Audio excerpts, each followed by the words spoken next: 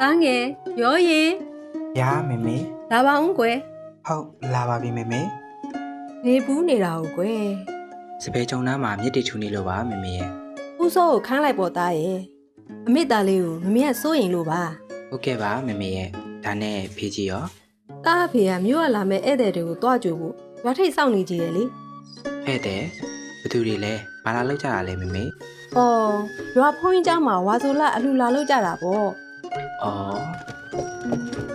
။ဟောပြောရင်းဆိုရင်ရောက်လာကြပါပြီတော့ ဒါဆိုရောအပေါ်တက်တော့မယ်နော်မေမေ ။ဟင်ဧည့်သည်တွေကိုလာကြုံလေ မေမေရှိနေရပဲရောသစိမ့်တွေကိုမကြိုက်ပါဘူး ။အော်ဒီကလေးနဲ့ဒစိမ့်မှမဟုတ်တာပဲကို ညတို့များနော်နှုတ်တုံလာတော့ အမလီမြို့ကြီးသူမမခတ်တို့ကတော့မမိပါဘူးနော် ကဲအိမ်ထဲရောက်မှပြောကြပါကွာမခတ်တော့ကိုဦးတို့ကိုအထဲခေါ်ပါအောင်ဟာ ။အော်စကားပြောကောင်းနေရနေပဲ။လာကြအကျန်းရင်နဲ့အမိပြင်ထားတယ်။ထိုင်ကြအောင်။ဒါနဲ့သူ့လေးက အဲ့ဒါမခက်သားလေးလင်းဆက်မှန်ပေါ့ ဟဲအမလီတားမယ်လေးတောင်ဒီရွယ်ကြီးဖြစ်နေပြီပဲ ဟုတ်တယ်မေကြီးရေငါတော့အစားကမမမိဘူး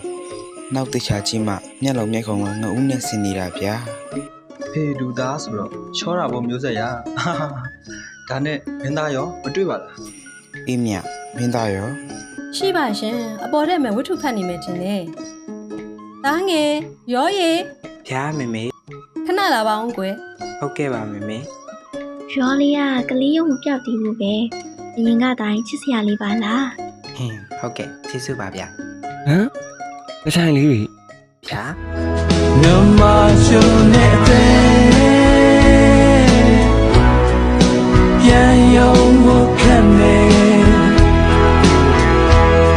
အိုင်ငယ်ငယ်တခုတည်းတကားပြရင်